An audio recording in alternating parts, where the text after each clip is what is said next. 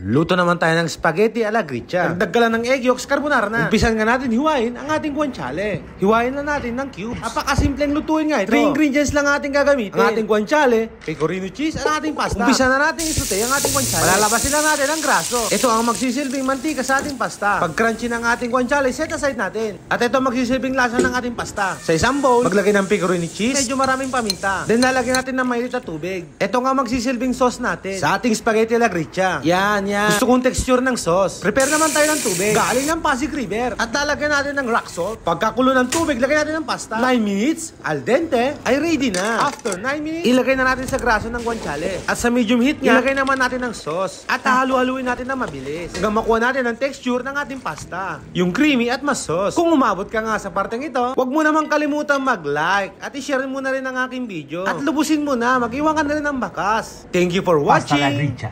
Ottimo!